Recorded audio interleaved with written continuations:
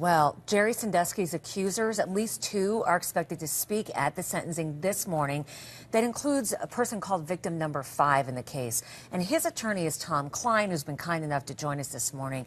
Tom, what does your client plan to say in court? Have you guys discussed that? And did it change at all in reaction to the statements from Sandusky in the audio tape?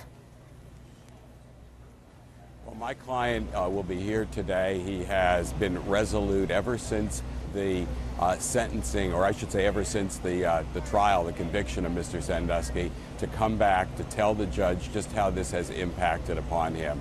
What Mr. Sandusky has said publicly, his essentially re-recitation of the defense in more stark and blunt and frankly ugly terms, is nothing more than we've heard from his lawyers in the courtroom, that this was a conspiracy of families, of the media, of lawyers, of just about anyone you could think of in society. The fact of the matter is that Mr. Sandusky committed these horrible deeds. My client will be here today, and he's going to speak from the heart.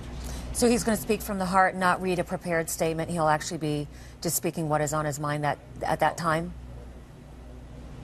Oh, no, he will speak from a prepared statement, but the statement is from the heart. The statement is what Mr. Sandusky did to him and the impact of his actions, Mr. Sandusky's actions on my client's life. You see, at the trial, he was there to testify as to what happened in the shower that day in August of 2001. Now he's here to tell the judge how this has impacted so greatly his life and his family and everything about him down to his inner core. You're going to hear a very poignant statement that will come out in public shortly after, I'm sure.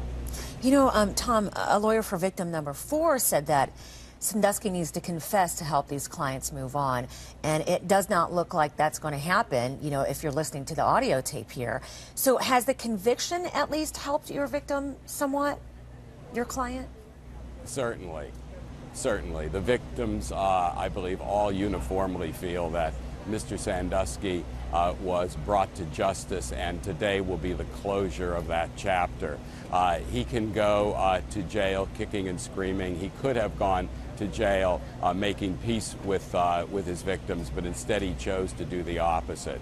He apparently believes in his mind, as many pedophiles do, somehow, some way, that he didn't do anything wrong and that he was right and righteous. That just isn't the case. And the conviction has gone a long way, and the sentencing, which is expected today, which inevitably will put him away for life, will go a long way in the healing process, certainly. You know, some of our viewers might ask, why would a victim, even after the trial, put themselves through the stress of having to appear again before this man and speak to a courtroom? So why is your client, did he say why he wants to speak today?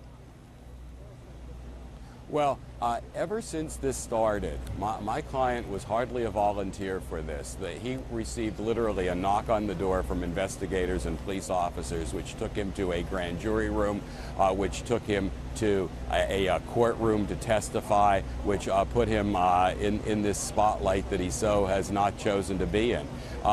He believes that this is an obligation of citizenship, that this is something that citizens do when they are called upon. This is not something he volunteered for, but he believes resolutely that it is his obligation to come and be part of this criminal process to finish the job, so to speak. Tom Klein, attorney for the person known as victim number 5 in the Jerry Sandusky case. Thank you so much for joining us today. Appreciate it.